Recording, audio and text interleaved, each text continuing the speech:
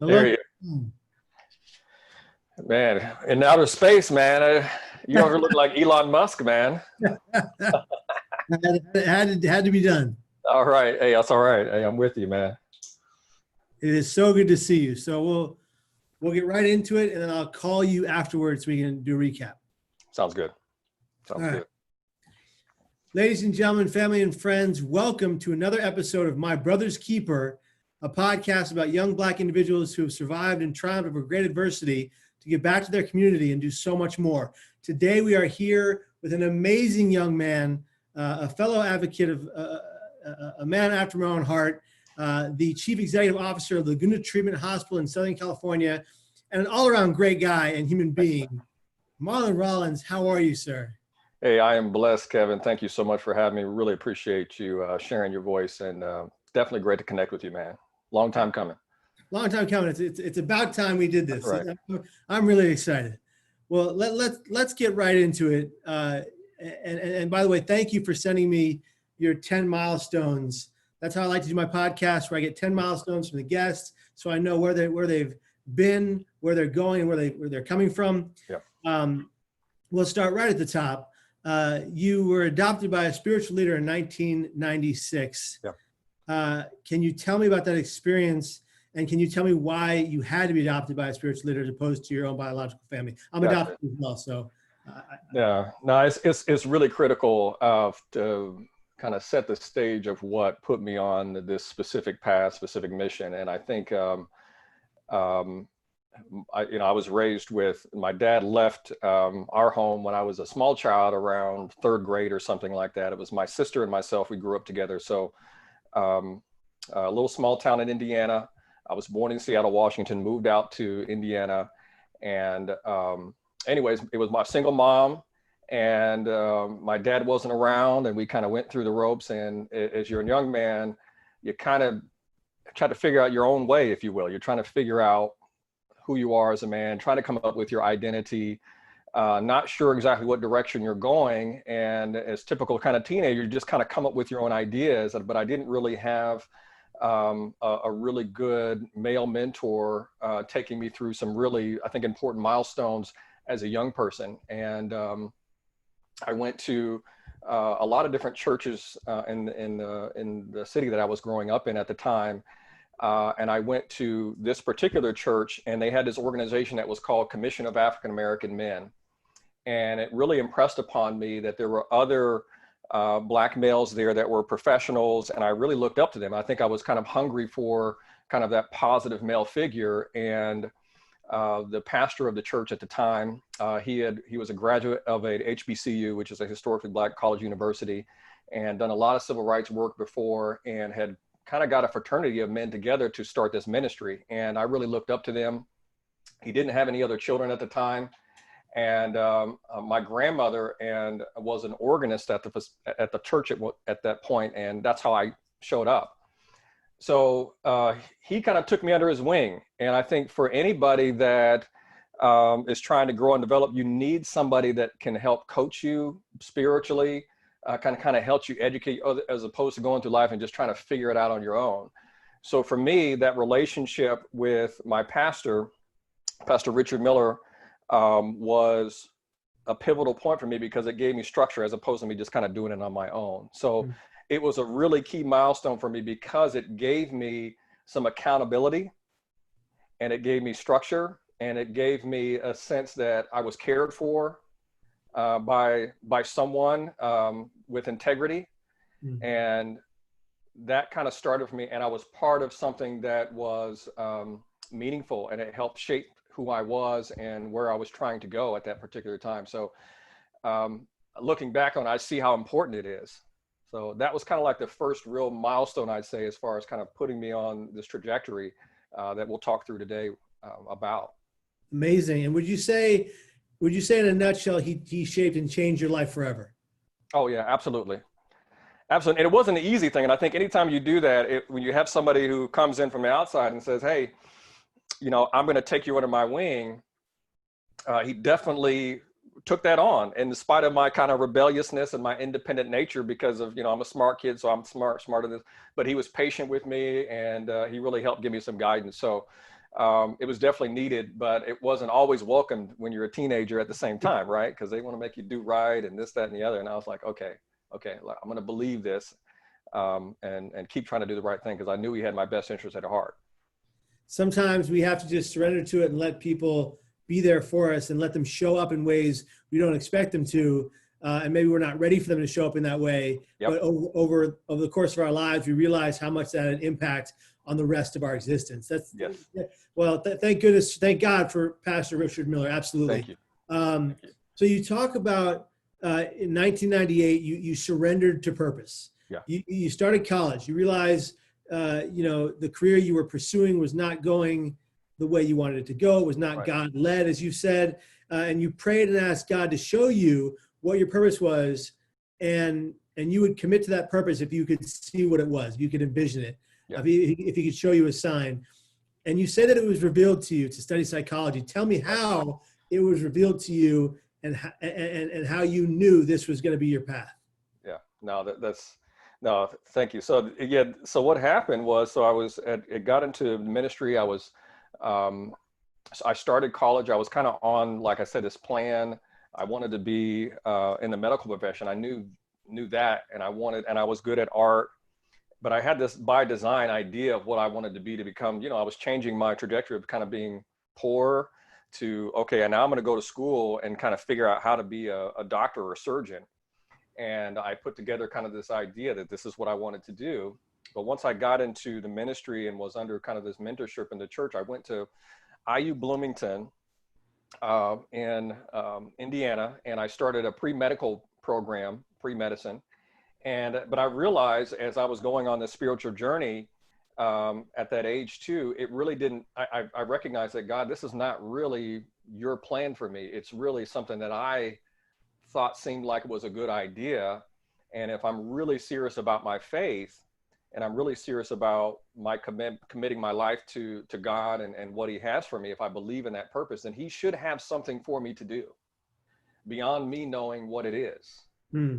And so I remember being in my dorm praying all night, like, Lord, show me. I was like, this doesn't seem like it's working out. I was doing okay in school, but it just wasn't fulfilling. Like, it just didn't miss. I said, I want to make sure. I even had prayed to the point, I said, God, even if you have me drop out of school, I'll do what you call me to do. Maybe I need to go to Peace Corps. Maybe I need to just, God, show me what it is that I can do before I get too long on my own journey. Show me what it is that you would have me to do. And so I remember praying that prayer and just quietly listening, nothing. The next morning, my pastor calls me up and he's like, God showed me a dream. And I said, okay, what's in this dream? And my pastor, has a prophetic ministry. So he had my attention because I hadn't told him that I had prayed this prayer. He didn't know that I was going through this kind of toiling in myself. He just called me the next morning before I went off to class. And he said, the Lord showed me that you're supposed to go and get a PhD in counseling psychology. That's what you're supposed to agree. And you're going to do some writings and you're going to help a lot of people. And I said, okay. And, he just told me that you're going to be in a position to help lead and help a lot of people. And he said, and the end is going to be better than the beginning. So wherever you started from, it's going to get better. But he said counseling psychology. And I was a bit perplexed because I had never heard of counseling psychology. I heard of psychology, but I hadn't really thought about it as necessarily a career. And so I went about calling the university and saying, how do I get to counseling psychology? And I found out that they didn't have a counseling psychology program. So I ended up searching. I changed my major to psychology. I talked to some other people who were in the field, and I said, well, what am I supposed to major in now? It's kind of like that kind of question when you go to school, like, what am I supposed to study? And they said, well, you can kind of study whatever. I said, well, psychology, so it just makes sense. So I ended up transferring to another school. I went to Ball State University, and they had like a top 10 counseling psychology program in the United States. So I said, well, if I'm going to do this, I'm going to do it the best I possibly can. So that's how it happened. And I just decided at that point, I totally took a leap of faith and said, God, I believe that was the answer to my prayer. And at that point, 18, 19 years old, I'm going to switch my career trajectory and I'm going to pursue this career in counseling psychology. And that's what I did. Wow. And you got your doctorate and then at 21 years old, in the year 2000, you are officially ordained a minister in the Church of God in Christ. Yeah. And that was clearly a significant validation of your calling as a leader, a preacher of your community, someone who helps other people. Like you said, your pastor told you he saw a path for you, saying you're going to go and help a lot of people. And here's another opportunity. You've got your psych degree, but here's another opportunity to do that amongst a lot of groups of people that need the good word. So can you tell me about being ordained as minister and some of your experiences there? Yeah, it was, anything you take a leap of faith like that, there's always this kind of natural kind of uncertainty. Like you question yourself, like, am I really ready to do this? But I kept going back to purpose and faith and trusting God. Like if I really, really trust God for this, and I really believe in in my calling, because it just started to fit. Like all of a sudden, like when I started in school, all of a sudden, everything that I was looking for, it felt like God had been watching over me and putting people and things in order for me just to make those decisions. And I had to decide every time, am I going to trust God right now? Am I going to trust God for this right now? So I got ordained like right before I finished my bachelor's program, and it was really well. I was doing incredibly well. Like God gave me this incredible favor at the university, and I did all my degrees there. And people always question. I was like, well, my church was also in the local community, so I would literally drive to church and go every Sunday service until I moved there. And then we were doing services every Sunday. So I was really serious in studying the Word of God, understanding, because I wanted to have this deeper relationship really with God. And I realized that for me, the Bible helped me understand who He was. And it was studying the Bible, and then other bishops who had been doing pastoral work in the community for 50, 60 plus years, when they walk up to you and they see that you're serious and they see the same kind of anointing on you, and they say like, this guy might have something, they'll tell me to straighten up and they'll give me all the counsel. But I had to stand before the bishop's board and, give testimony about my serious. I had to be faithful to the church. I had to have all these written commitments. I had to be studied and so on. But it was common for me to study, but it said the ordination was a big deal because I was 21. And the typical 21-year-old was 21 means I get to go party, I get to go drink. And it was none of that. It was like, you were laser focused. I was laser focused, and it was discipline. And it didn't mean that I didn't want to, but it was like, this is more important for me right now. And if I can build this foundation, then I just believed that somehow that God was going to change my circumstance. And I didn't have to be this, kind of poor kid that was kind of looking for a father figure, looking for an identity, if you will, in a world that was telling me all kinds of mixed messages about what I needed to be and what it meant to be a man or a black man or whatever it was.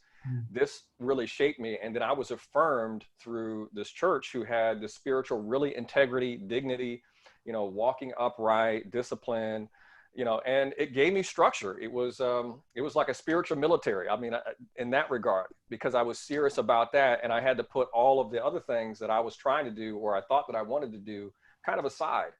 And, but it paid off. And I believe that, if I just patience and I endure and I learn this, then I can be what God created me to be. And that was kind of the important message that I tried to repeat in my head, and then with the brotherhood that was around me, really trying to encourage me on that way.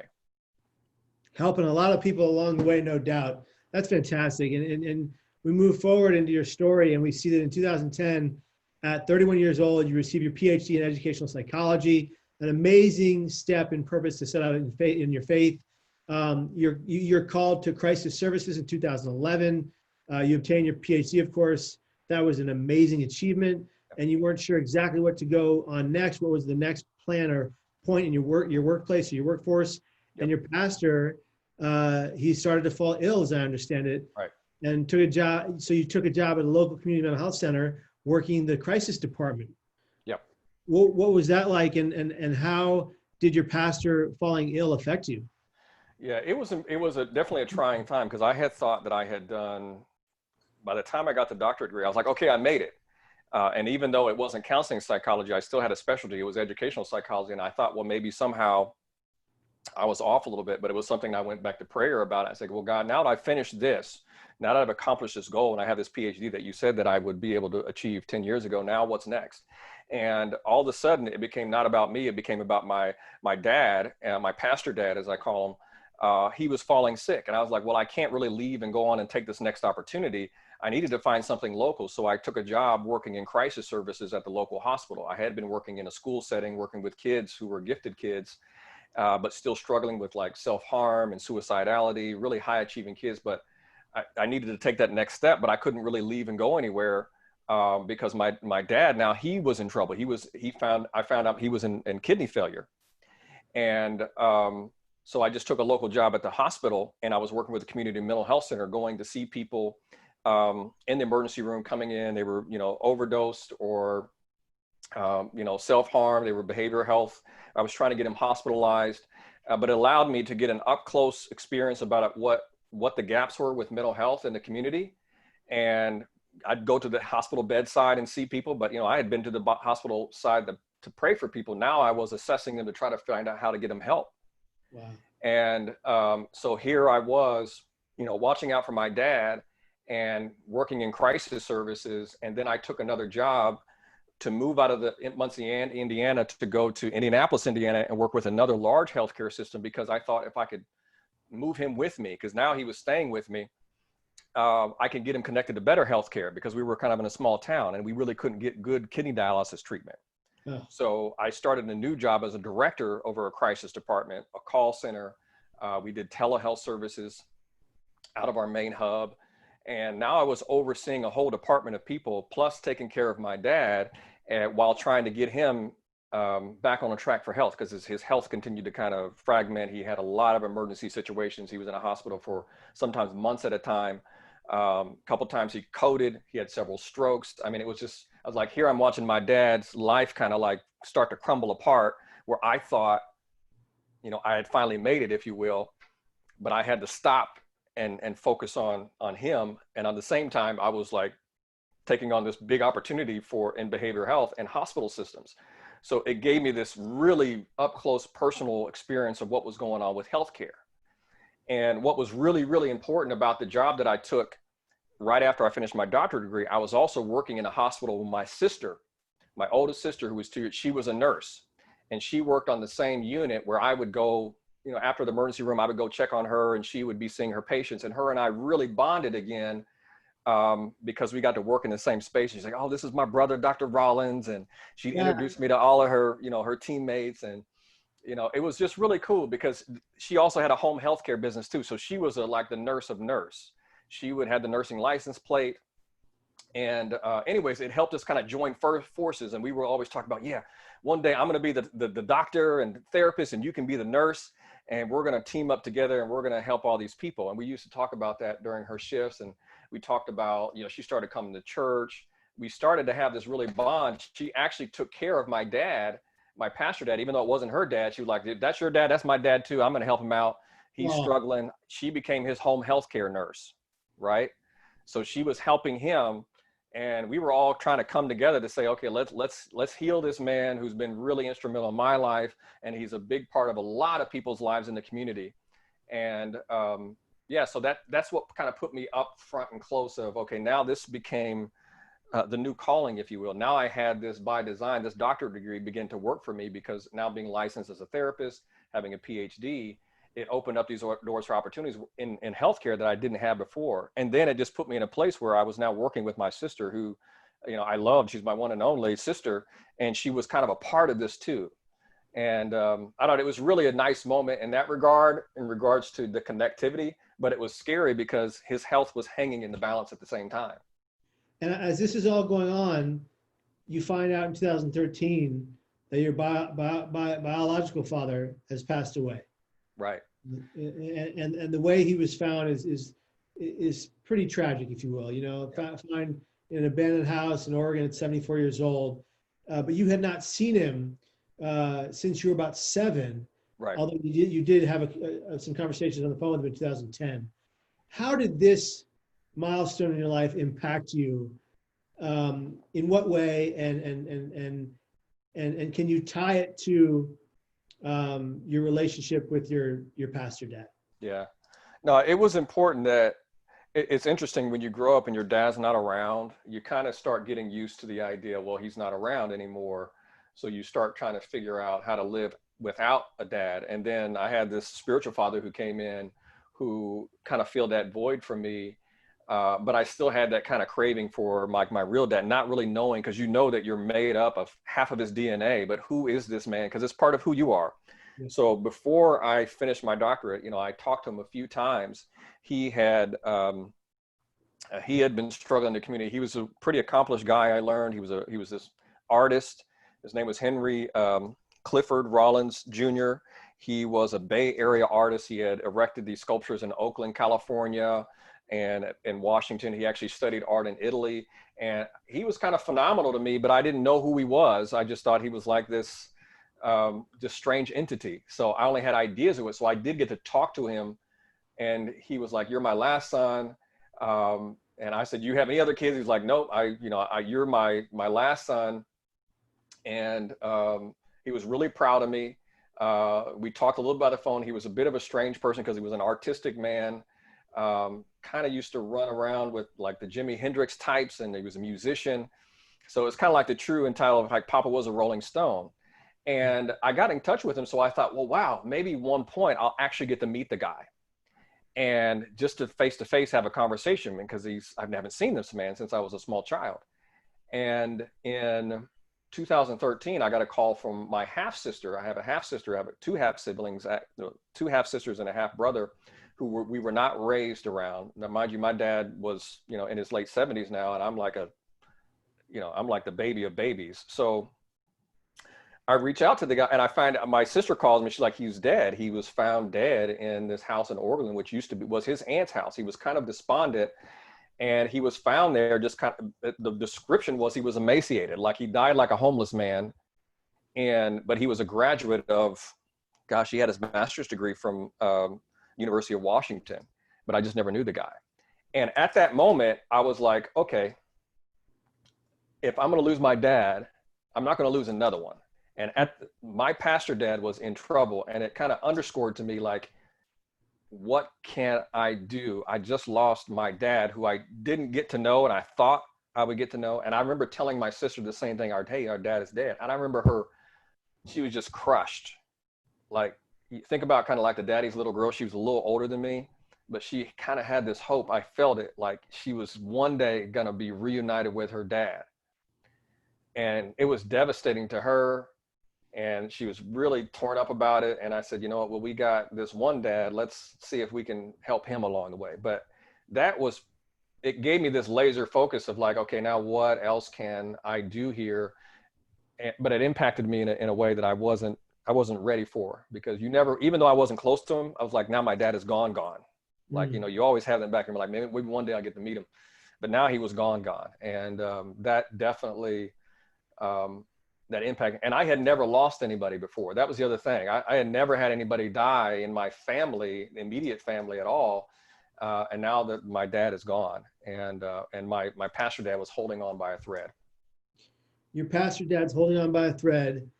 He desperately needs a new kidney. And what did you find out, and how did you end up being a part of saving his life?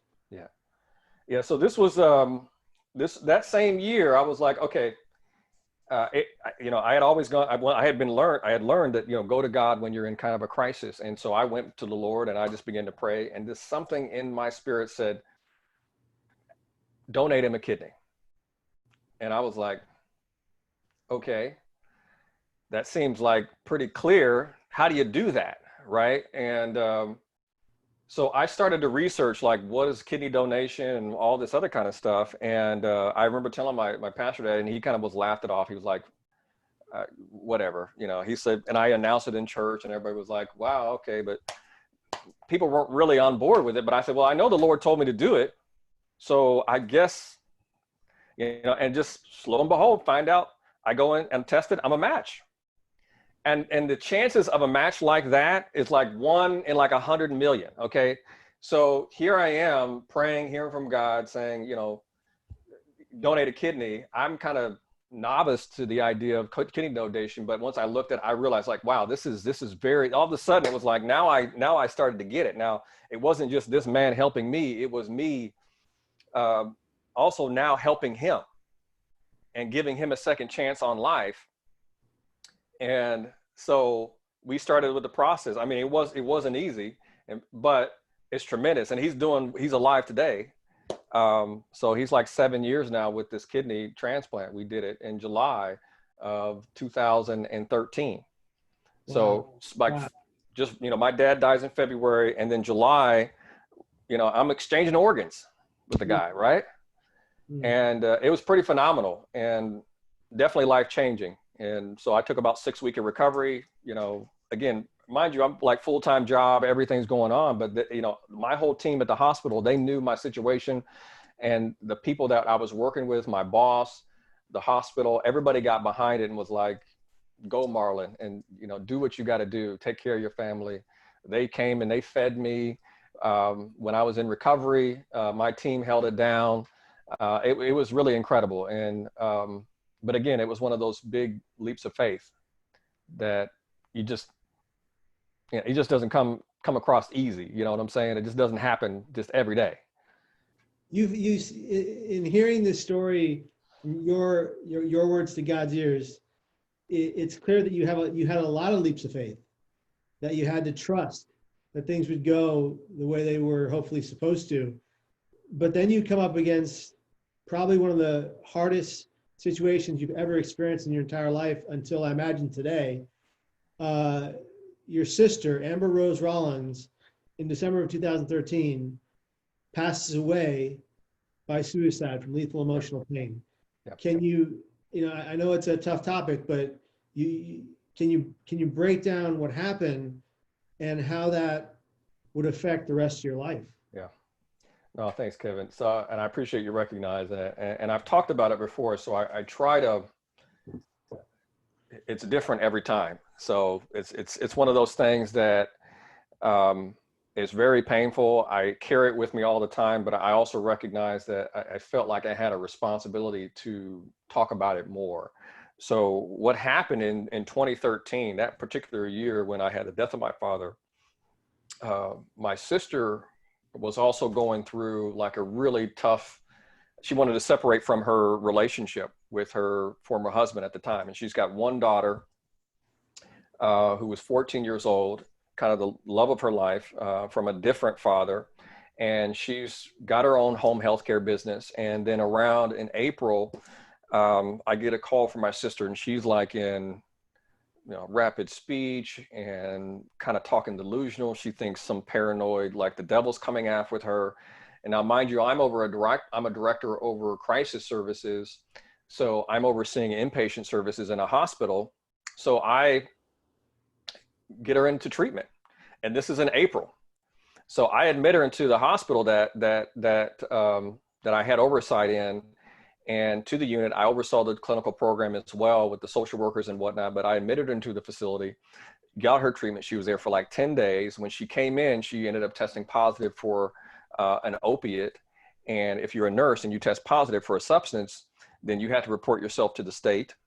And so she was beside herself with that. She found that her ex-husband at the time, or the person that she was divorcing, had already reported her to the state. Yeah. And so she was like devastated. She went ballistic. She was angry. She was in a lot of emotional pain already behind the loss of our father. And now she was looking at not having a job anymore, or not having her nursing license. So she made a point, once she got through that 10 days of very difficult treatment. It was her first psych hospitalization. And it was kind of like the label of, now you have a mental health diagnosis on top of you. And you have, as a nurse, which is devastating for a lot of nurses and people in the clinical field, because they're looked at to be on top of everything and strong and unwilling to bend or break. Right. And when they do go through these kind of mental health challenges, often they face a lot of stigma and discrimination within their own field. So, which we don't always talk about. Exactly. So she felt that sense of shame, I think, kind of cascade upon her. And she was such a proud nurse. Like I said, she had the license plate. She had, her whole career. She had the calling of a nurse. And she went after it with everything she had. And that's why, you know, she used to work night shift too. So she kind of worked a lot of hours, and which I think contributed to a lot of her health struggles as well. But, you know, she came out and she wasn't able to, the sad thing is that she couldn't be there for the kidney transplant when it happened in July. So she's admitted in April. We had the surgery in July, but her life is so upside down that she can't even at that point really be there to support me as her brother, which was our plan. She was going to be the nurse to take care of me. So even though it was this great event that I could help my dad, my sister was sick and in pain, and I couldn't be. I think that that's the hardest part for me as a brother. Even though I knew I helped my sister, there was this guilt of not being able to do everything I could for her. But I had to realize that I had done everything that I could do for her at that time. So, but she was still struggling. And then come at the end of the year, kidney transplant's done. I see her on Christmas Day. She embraces me. She's like, Marlon, I love you. I'm so sorry. We sit down, we have this conversation. We're reminiscing about, you know, life and growing up and, you know, little kid jokes that we used to tell. And then 5 days later, I get a call from my mom saying Amber's hurt herself. And I'm like, what do you mean? She's like, hurt herself, and she's crying, and she's about an hour away from me. So I'm like, I got this. I'm gonna, you know, I'm like back in crisis Superman mode again. So I'm like, okay, I'm gonna take care of this. I'm gonna go get my sister. We'll figure this out. I knew she got admitted to the same emergency room that I used to work at when I lived in that same city. So I called them. I said, hey, this is Dr. Rollins. You know, I need to know status of, you know, Amber Rollins, blah, blah, blah. And they weren't giving me any information. And I called back in and I just kind of insisted. And they said, oh, your sister shot herself. And I'm like, okay, this is real serious. So I'm still on my way. I'm like, okay, I'm going. I told my boss, I said, I got to go. My sister hurt herself. Now, mind you, my boss was over the psych hospital at the time. So she knew my sister. She saw her in treatment. You know, it wasn't like this was a stranger to anybody. So I'm like on the road. And while I'm en route, the coroner calls me and like, your sister, what do you want to do? He said, what do you want to do with, and I was like, whoa, what are you talking about? So it went from kind of like, I'm going to go rescue again to like, okay, wait a minute. Now everything stops. And now, mind you, the hard thing, you know, one, I'm like thinking about all the devastation. My niece, like, where is she? This is her daughter. She's 14 years old. She's, you know, her mom is gone now. My mom is shaking, man. I'm calling the hospital. I hear my mom screaming in the background. I'm like, okay. And I got to come in and be kind of the pastor again and brother. And I'm like, okay, Lord, this is a lot. This is a lot right now. So I don't know, everything just stopped at that moment. And I just remember like, okay, now what am I going to do? You know, and I didn't, we wanted to deny that it, you know, it was something else or whatever, but you know, she was depressed and my mom said, hey, what'd you do the last time you were feeling this way? She said, well, I called my brother. Well, she didn't call me that time. So I was like, she didn't call me this time. What happened? What happened that this time it didn't catch? And if she had just called me or just done something a little different in that very last minute, I still have my sister today. And I know, I looked back at her, she was getting treatment. But I looked at her notes in treatment and it was like, I feel so weak. I feel like I'm out of control. I can't beat this addiction. I mean, she felt helpless and she was trying to apply to get her nursing license back. And she was being denied her mental health benefits and disability. And she had no job at that point. So she was depressed. You know, she was down in that lull of like, she had fought everything that she possibly could and was suffering with a lot of pain and humiliation. And I never forget when I first saw on Christmas, when I gave her that hug, I was like, she just wasn't okay. But I just said, hey, I'm here for you. But that changed the trajectory significantly. And then my niece, like trying to comfort her 14-year-old, and my sister loved her daughter. So it, you know, a lot of people are like, well, wouldn't she stay for her daughter or whatever? Like, you don't understand. She was so depressed. She thought it was better for her not to be there at that moment, which was wrong. But she somehow believed that was the answer to her pain of her losing her father, losing her job, losing the things that she had worked for. And then maybe, Her identity. Her identity, like who she was, it was gone as she saw it. Yeah. You know, not being a nurse, not being a good mother anymore. Now they call you, you know, you have bipolar disorder or whatever it is, or you have an addiction. And I think the shame she felt of that too, was painful, and it just shouldn't be. And that's the thing that I realized, this shouldn't be. And my job was to, as I saw it, was to not allow people to die. And mind you, my job was crisis director. So my job was to not have this happen. But it happened to my sister. Yeah. Yeah. But here's the thing that's important to me too. And it is that if I had not been in the field of counseling psychology or psychology, I would have not had the internal understanding of diagnoses, psych hospitalizations, to realize there were so many gaps in healthcare, and also to be able to speak to myself about what needed to happen. So in some ways it protected me. I felt I'm somebody that I don't believe God knows that suicide is not in God's will for anybody, ever. But I believe in some way God was preparing me for it. Wow. Because I needed to. If I think about the people that I've talked to, people who've died who've lost loved ones to suicide, or attempt survivors, and sometimes I couldn't always understand it, but I remember the pain, I remember the grief of losing somebody and helping them work through that, and I had to now heal myself, right? And then I remember going to another year, an Out of Darkness walk, which is, as you know, about supporting people who've lost people to suicide, lost survivors. And somebody stood up on stage and said, hey, whatever, it's not your fault. Somebody stood up on the stage and said, it's not your fault. And said it several times. And I was like, that was the thing that I needed to hear. That hit me. Yeah. Somebody needed to tell me that it wasn't my fault. Yeah. To help me move through it. You know what I'm saying? Yeah. Marlon, this has been an amazing conversation, some ups, some downs, some real heartache and real pain, but real positivity too, and real light and real hope. Yeah. And I want to let you be the last word. We've got about 7 minutes left on the feed.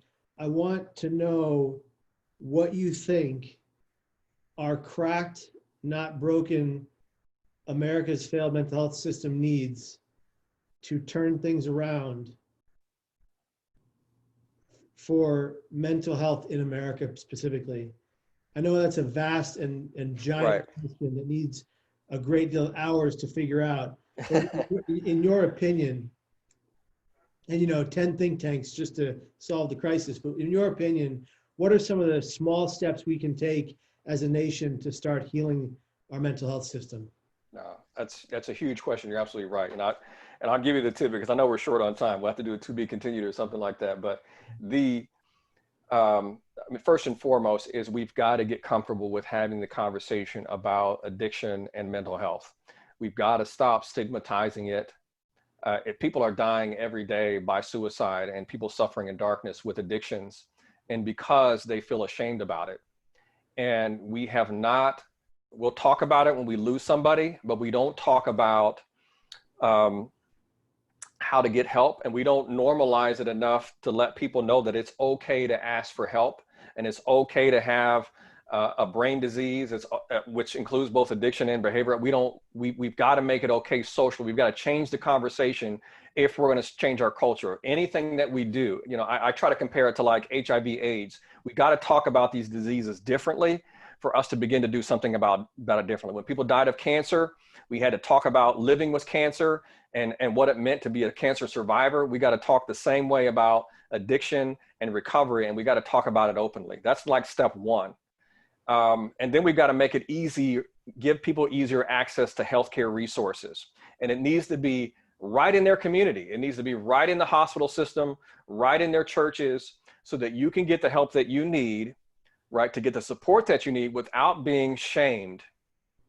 And it's easier to get access to a lethal mean than it is to get access to help. And that's a big challenge. Trying to get treatment for drug addiction, which is where I work, in the space that I primarily work in now, we've got to make it easier for people to get, it's got to be easier than COVID testing, for God's sake. You got to be able to just go in and get that help and not be afraid or feel like you're going to be made ashamed of. That's the number one thing. We've got to make it easy for people. That means we got to invest money into it, and we got to research it, and we got to have good medicine and providers. We got to provide training for our mental health professionals around suicide risk, around mental health, understanding behavioral health issues, not calling people the crazy and all these other labels. We got to not be non-judgmental as a profession, and as a healthcare industry, it's got to be equal. And so when I talk about equal rights, and we've got to have equal rights and fair treatment for people with behavioral health and addiction services. I mean, and it starts with how we talk about it. And then you're talking about public policy and really investing in it so we can truly save lives, because we lose some really good people every day because of the shame, and it's hard for them to get help, and we've got to make it easy. Dr. Marlon Rollins, thank you very much for your time today. Ladies and gentlemen, family and friends, this has been an episode of My Brother's Keeper podcast with Dr. Marlon Rollins and yours truly, Kevin Hines. And if you want to follow us, follow me at Kevin Hines Story on Instagram, Twitter, and Facebook. Marlon, how do they follow you? Oh, you follow me on Instagram at Rollins Marlon. Same handle on Twitter is Rollins Marlon. So yeah, look me up. You can Google me. But yeah, Instagram, Twitter, Rollins Marlon. We're lucky to be here. We're blessed to exist. You're a blessing to all of us in the work that you do. I'm so grateful for it. I'm so grateful for the path you walked to make you the man you are today and the great work you're doing. So thank you. Keep it up and never stop trying to help save lives. Friends, be here tomorrow and every single day after that. You are valued, you are loved, you are worthy, and you matter. And if nobody else says it today, we love you and we want you to stay. That's it, guys. Take care, be well, and be here tomorrow. Take care, man. Right on, Kevin.